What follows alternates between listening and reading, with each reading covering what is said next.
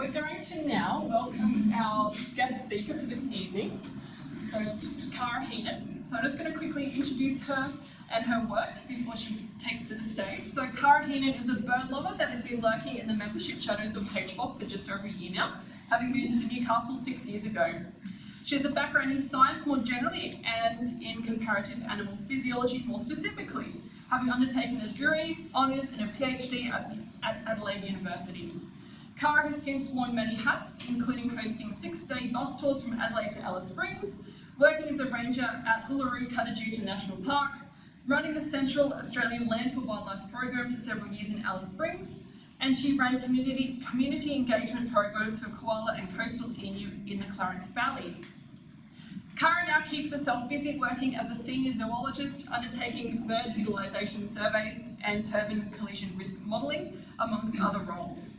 She joins us this evening to delve back to her roots and present some of her PhD research, which looked at the structural and thermal properties of avian cup-shaped nests. So, can everyone put your hands together? All right, thank you very much. So a couple of notes in advance is that it's been about 13 years since I finished my PhD, so I've got a few notes to flick through while I'm here. Apologies for that, but I'm definitely digging back into the recesses of my memory. But we'll see how we go. And it's quite dense, heavy in terms of mathematics. So when I started out at uni, I thought I was seeing the end of my high school days with maths, and I was sorely mistaken. I ended up doing a lot of maths, and so there's some graphs to show, but I've tried to space it out with a few nice pictures for you. So hopefully we'll all get through it together. And if there's anything that you find confusing, by all means, shout out. So birds' nests have evolved from a range of different shapes and sizes, from the scrape here of an albatross to a more complex nest of the bower-weaver. And in size-wise, we've got the small nest of the bee honeybird up on the top left, and the sociable weaver down on the right-hand side here. But the nest microenvironment has evolved. It's a widely studied area of avian biology, basically, but the manner in which the microclimate influences the construction of nests was largely overlooked before I started my PhD. So I came into it and had plenty of questions that I wanted answered. And the microclimate variables important for nests are things such as precipitation, solar radiation, wind, and ambient temperature. And then precipitation, humidity as well in terms of precipitation. So the thermal regulatory microclimate can directly influence the thermoregulatory of nests, and it can change things such as metabolic rate. So increased heat loss from a nest while a bird is incubating can result in higher metabolic rates being used for the birds. That can then be influenced by temperature. So lower temperatures increase the metabolic requirements of birds as well. That can then influence and increase incubation attendance, so the amount of time that a bird needs to sit on a nest. It then influences the incubation period and growth rates of the chicks and eggs, and it can also influence hatching and fledgling success. So there's a range of factors that can be influenced by the nest microclimate. So here comes 5 years of research and plenty of hours from my time. So a major aspect of my PhD was looking at birds' nests, particularly in this case cup-shaped nests, so I can't speak to ground nesters about the question earlier. But what I looked at was the structure and thermal properties of those cup-shaped nests. I looked at them in terms of the dimensions, the insulation of the nest and the material used, and then I compared it to a range of factors such as temperature, precipitation, convection, but also controlling for things like parent size and clutch size. And this was done to see how the microclimate can directly influence the design of nests and how this will then influence the energetic cost to the parent, so metabolic rate and those sorts of things. I used samples from the South Australian Museum primarily because I was based at the University of Adelaide, so that was what was close at hand. But I did a brief trip up to a lab in Brisbane and worked on some nests from the Queensland Museum as well. And for a portion of my study where the methods were destructive, I collected nests from Nutcat Conservation Park as well, using tawny crown honeyeater nests. So I looked overall at 213 species, 213 nests of 36 species, and that was from birds ranging in size from 8 grams up to 360 grams. And as a result, I was able to employ phylogenetically informed analysis. So that means that the branching structure of the family tree of the birds that were used was taken into account with the statistics. I will say though that I believe a lot of this tree has done some shuffling in the last 13 years, and I haven't re-analysed any of my data, and I don't intend to. So apologies if any of that looks incorrect now, but blame those that keep changing things around on us. And what I found was that nests come in a variety of designs. We know that, it's pretty obvious, but visually speaking, there's a range of different designs that come into it. But within a species, many nests were constructed quite similar. So this is a nest of a varied Cytella, and there's 3 different examples. You can see on the bottom of each of them is the year and the collection location as per the museum record, but quite similar design between them. And nest materials were widely varied as well. So you've got nests that are made up of things such as sticks and grasses. This one's a red-wattled bird from Melrose in SA. Lichen and bark, this one's an eastern yellow robin. Seed heads, brushwater bird in this case, collected in 1981. Sheep wool, which is a yellow-faced honeyeater nest, and that was quite beautiful. It was quite thick level of wool. Bird feathers, I've given you a couple of examples. This one's a singing honeyeater, and this one is from an eastern spinebill. Horsehair, again, eastern spinebill. So this one, going back on what I said about how some nests are designed quite similarly, when you switch between these and they're the same species, a little bit of different design going on. Spider silk, in this case a red-capped robin, mainly used to hold the nest onto the structure, but there might be other purposes as well. And a different spider silk example here, we've got a woolly wagtail nest collected from 1982 at Comet 4. And mud, so magpie lark nest in this particular case, but I had a couple of different species that use mud. And nylon, so this one's a yellow-throated miner. It had this really thick blue nylon lining the nest. Yarn, cotton, all sorts of things. This one is a white-plumed honeyeater, and the white-plumed honeyeaters seem to use a lot of different nest materials as well. So, firstly, I wanted to know how the size of the parent influenced the nest's construction. And making such comparisons is known as allometry or scaling, so it's got a couple of different names. I'll use this terminology a couple of times as we go through, but scaling, allometry, they both basically mean the same thing. And basically what it means is you're looking at a response variable in relation to the body mass of the adult, in this case it's represented by the M, and a slope or a scaling exponent. So it's primarily this scaling exponent that I'll be coming back to as we go along. It influences a lot of things. And so in this picture here, or graph here, you can see the middle line that I've got dashed, that represents a slope of 1. So as body mass of the bird increases, the variable of consideration increases proportionally, so 1 for 1. And that's exactly what we find in most animals and things in the environment in general for volume. So as body mass increases, volume increases at the exact same rate on a logarithmic scale. Mass of a supporting object generally scales to 1.33, and there's a bit of complicated maths that goes into that, so I won't delve too deep into it, but we will talk about that 1.33 a bit later on. Surface area scales with 0.67, and that's equating to about 2/3, and length to 0.33 or 1/3. So these numbers we'll talk about as we go along, and there's good reason for the maths involved. What do you mean mass of support? Mass of a supporting structure, so The tree that it's on. a tree, anything that has to be strong will be more than 1. It'll be 1 and basically 1/3. And it comes down to sort of volume of the object and how dense it needs to be able to structurally support something. So I'll use our humble chicken here to demonstrate where the tarsus is, and the length of which has been measured for a range of different species and birds. In my study, the smallest species I was looking at was the grey fantail, and that has a tarsus of about 19 mils, going up through Gilbert's whistler and the common blackbird.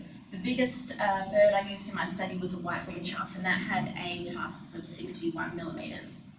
So we pop that on our logarithmic graph, look at scaling, and our the slope of that relationship, being a length, comes out to 0.33 exactly, or 1/3.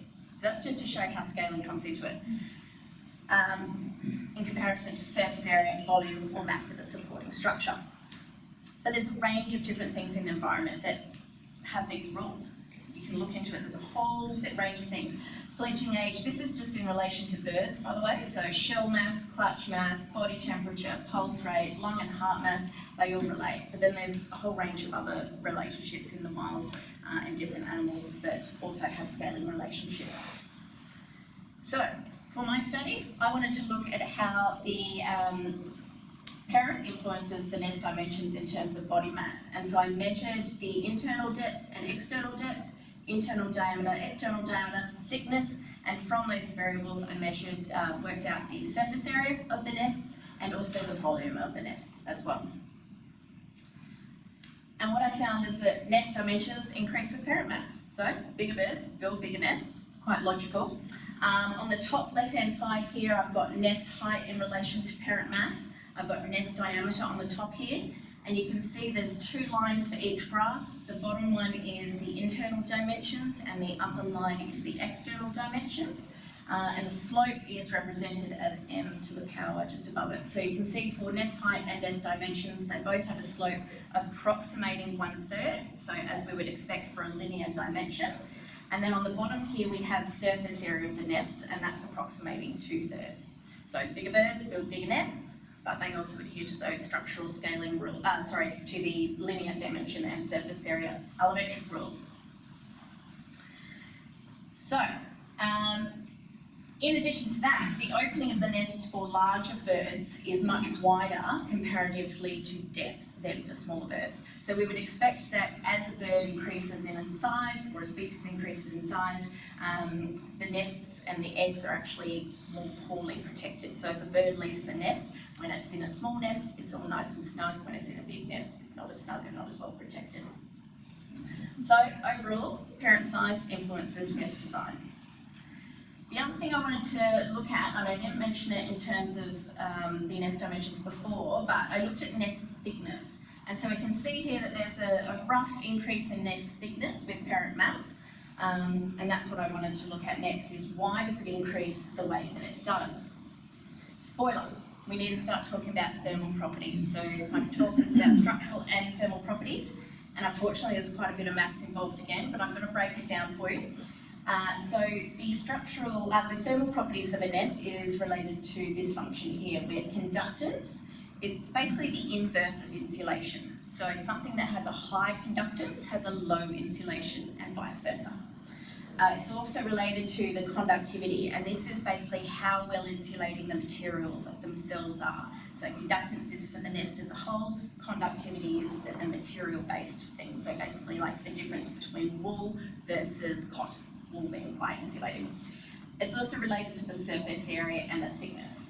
So I'm largely going to ignore this conductance and conductivity component for now, because we're still talking about surface area and thickness, but I need to show you this to be able to explain how we came to the conclusions we've got. So it's this surface area and the thickness component that I'll talk about next. So we had 3 scaling hypotheses. In the middle here, we've got our isometric one. So as we know, surface areas increase to a slope of 2/3. Thicknesses or lengths and dimensions, in this case I've got as thickness, increases to 1/3, and in order for that to occur, our conductance would have to have a scaling exponent of 1/3 as well. But often, birds' nests are thought by everyone to be something that keeps the nest and eggs warm, keeps the parents warm while they're incubating. And if that was the case, we would end up with a thickness scaling exponent of 0.15. Again, there's quite a lot of modelling that went into this and a very large spreadsheet with lots of data, so it's hard to explain why, so you might have to trust me a little bit, but we'll get there. So heat loss, it would have to have a thickness of 0.15, and for structural scaling, we would expect it to approximate heat loss component, and for birds, their plumage conductance has a slope of about 0.25. So for that to be the case and surface area to still match, we'd end up with a thickness exponent of 0.52. So 0.15, 0.33, 0.52. So if we put those on our graph of data, this is what it would look like. And when we match up the mean, we end up finding that the thickness increases with a slope of 0.49. So what we're finding is that these nest thickness increases in terms of structural support, comes back to that 1.33 exponent for volume as well. So yeah, structurally adequate nests are providing a much higher insulation than needed for if it was related to heat loss, basically. And so what this looks like, we try and model it backwards and we compare it from a 20-gram bird to a 100-gram bird. I've got some values here for conductance, surface area and thickness. A 20-gram bird under our rules would need to have a thickness of 1.3 centimetres. In a 100-gram bird, we end up finding they've got a mean thickness of about 2.9 centimetres. But if we bring that back and we go into the thermal property hypothesis, our nest actually remains quite thin, and so it may not actually support a nest of eggs. So what we're finding, parent size influences nest design, but structural support is what's changing thickness itself. So the other component of the nest microclimate I wanted to look at is how the eggs themselves influence the design of the nest. So again, I took photos of all of the 36 species involved in my study. I took photos of the nests themselves, so I've put up a nice example for you here. Removed some of the plain white ones because they're not as pretty. They had some pretty grey ones. And with those eggs, I took the photo from the top and then I ran some processes that turned the photo of that egg into a digital image. I measured the length and width of each of the eggs using calipers, and then using a model that a mathematician at the university and myself built, we worked out what the surface area and the volume of those eggs would be, mathematically speaking. I've given you a couple of examples here. So we've got the red lord whistler on the left-hand side. Each one of those black lines represents the shape of one of the eggs that I measured. And then on the right-hand side here, we've got a yellow-throated miner. So you can see that for the red lord whistler, there's not a huge amount of variation in egg shape, but for the yellow-throated miner, there's quite a lot more. They range from quite fat and chubby on the sides to quite narrow in the middle. This is showing the mean egg shape for all 36 species that I looked at. So each one of those coloured lines is the mean for a species. And so you can see that there's a little bit of variation between species as well. So, firstly, I wanted to look at how the egg height influences the depth of a nest. And so, my data, you plug it on. Again, we've got body mass on the bottom here of these two left graphs, and we've got both nest height and egg width on the bottom. So, nest height, as we know, increases with parent mass, but egg width also does as well. But what we do is when we compare the two of them and basically we force those lines to flatten out, we find that there's not actually any correlation between them. So nest height is not influenced by the egg width. The other thing I wanted to look at was, would the surface area of the nest... Sorry for interrupting. So, yep. So that's just saying basically that structurally it has to be a certain size, and then the egg size has no relationship to that structure? Not necessarily, just in terms of the depth of the nest. So there might just be something else going that's defining how deep a nest is, and it could be related to morphology of the bird and how it sits on a nest when it's building it, that sort of thing, when they sit and shuffle and move everything about. So there might just be something else going on there. So the next thing I wanted to look at was, would the surface area of an egg on the horizontal plane match the surface area of the nest? Or if we looked at it directly from above, would that surface area match? And what we find is that yes, the surface area of the nest opening increases with parent mass. The clutch profile area also increases with parent mass. And when we match the two of them up, we actually do get a relationship. So the number of eggs that are in a clutch, if you average it out over a species and you measure it out into the centre of a nest, that surface area does match, and it is influenced by the size of the parent as well. And then finally, I wanted to know whether the volume of the eggs influences the volume of the internal cup area as well. Or in this case, more likely the bottom half of it. Sorry, that was not volume, that's surface area. So again, increasing on both of the axes and a relationship between internal and nest surface area. Oh, nest opening, sorry. So nest opening and internal surface area. So we've got two different things, my bad. So volume is this last one. So we've got volume of the egg, volume of the internals. Both of them also increase with parent mass, and then we've got a significant relationship there as well. So the surface areas, both in terms of the eggs themselves, and the volume is influencing how a parent builds a nest.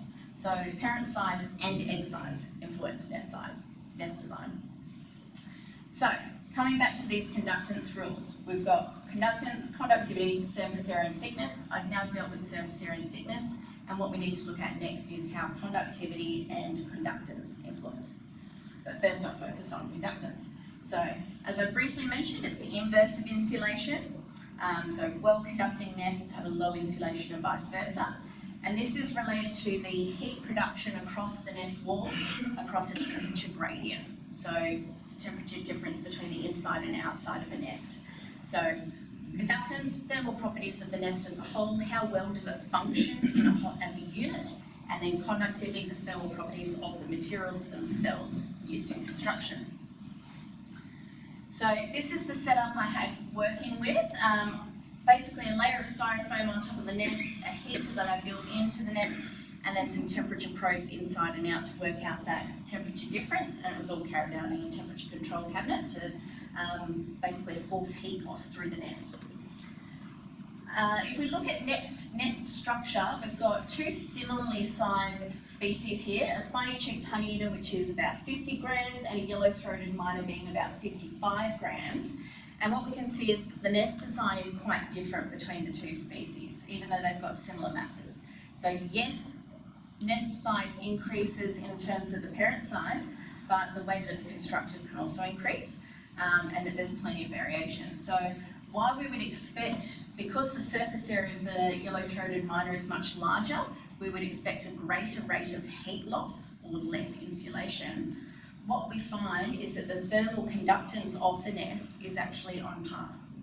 So we've got two birds doing quite different things with their nests and yet getting the same outcome. So when I measured nest conductance across my 36 species, this is the graph I got. Again, parent mass on the bottom, nest conductance, or the thermal properties of the nest as a whole unit. And we can see that some similarly sized species have different nest conductance, but within a species there's also quite a bit of variation, as you can see by those confidence bars, but there's a general trend of increase in nest conductance and as bird size increases. So we've got the grey fantail down the bottom here. That was the smallest bird I used in my study. So just a reminder of what the nest looks like for the grey fantail. That also had the lowest conductance or highest insulation in that range. We've got the scarlet robin here as a bit of an outlier in terms of data and had a lot of variation. This is what the scarlet robin nest looked like as an example, but that had the lowest insulation overall for one of its nests. And then up to the top here, we've got the white-winged chough. Again, quite a lot of variation for that bird. This is what the white-winged chough nest looked like as an example. But that had the highest conductance or lowest insulation, so it was very poorly insulated. So, back to our maths again. These are the same numbers I provided you earlier.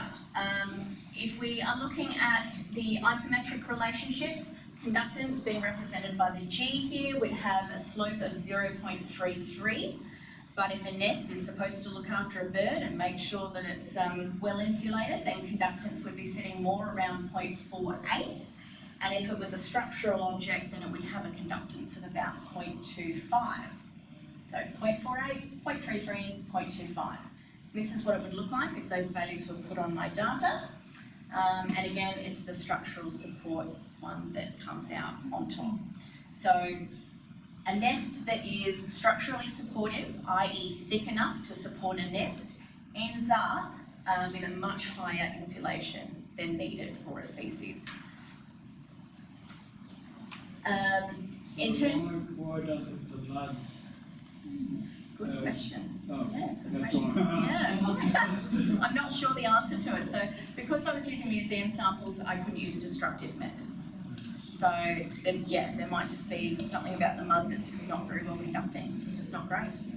But also surface area comes into it. So in terms of the white wing chuff, that's conductance as a whole. It's not the conductivity of the material. So that's not to say that mud specifically is poorly insulating. It just means that the nest overall is poorly insulating. So that's when we look into conductivity as a material component of the nests. So conductivity, the thermal properties of the materials used. So back to this graph again, just showing you the amount of variation that we're getting between species. That's the bit that I wanted to look at for my study next. And the way that I looked at that was looking at the factors of precipitation and ambient temperature. Are any of these factors influencing the material conductivity used by nests? So again, I used the same setup as before, but this time I was comparing it against climate variables. And I looked at a range of variables, so I've got a full list there and I won't go through all of them, but the main features that were coming out as being important statistically in my results were annual mean temperature, mean monthly temperature range, isothermality, temperature seasonality, and then in terms of precipitation, the annual precipitation and precipitation of the wettest month, but not the driest month. So I looked at ambient temperature. So you can see all the dots for where my nests were collected. There's a gradient here showing the ambient temperature based on GIS mapping. And I also looked at precipitation across the sites as well. However, what we were finding statistically in my data was that there's an interaction, which means that ambient temperature and precipitation weren't acting alone. And this is often, this interaction is usually represented to mean climate or productivity. So there's a lot of research out there that says these two things equal this in terms of analysis. So it's not unusual that I was getting an interaction, but what it means is that we can't consider one factor on its own. So productivity or climate. And so this is what I was getting in terms of the conductance and nest conductivity. So we've got conductance on the top, so that's the nest as a whole, and we've got material conductivity on the bottom here, and on the bottom I've got the mean temperature residual. The two different lines or two different dots mean the wet and the dry, so this is where our interaction comes into play. But I'm going to focus on this conductivity one, but basically nest conductance changes with temperature, but it's driven by the material conductivity, so how well insulating the materials themselves are. So it's this bottom one I focus on. So birds that are breeding in cool climates, whether they are wet or dry, build a well-insulated nest. As we increase through the temperature range for dry birds, we find that there's not a huge change in the thermal conductivity of the nests. However, birds that are breeding in warm and wet climates have nests that they're constructing that have a higher thermal conductivity or lower insulation.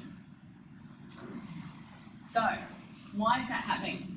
I wanted to look at this in terms of nest saturation. How is water driving things? And again, I won't go through the methods in detail, but wet the nests, soak them through, and looked at how that thermal conductance changes over time as they dry down. And what I found was that a nest that is wet has heat loss that is 2.5 times greater than when a nest is dry.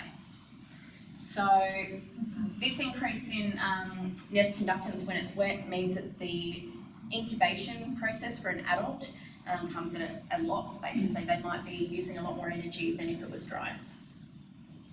So if we come back to this one, what I was looking at in terms of these wet, warm and wet nests was that they also had a higher proportion of artificial materials used in them. Things like yarn, nylon, and that they also had a slight tendency to use more grasses and sticks than things like wool and cotton that might be more absorbent. So the thought process is that a nest that is built in warm and wet climates, it's subjected to high levels of saturation. The bird might be increasing its heat loss because of incubation when the nest is wet, but if it uses poorly insulating materials, despite going against what you'd think, those materials are able to absorb less water. So the nest will be able to dry out faster following a rain event.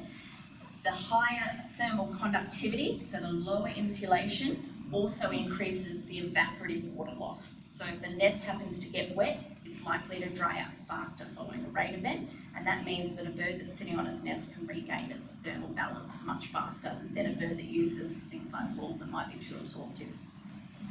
Yep. If you factor in as well the evaporative cooling effect, what happens then?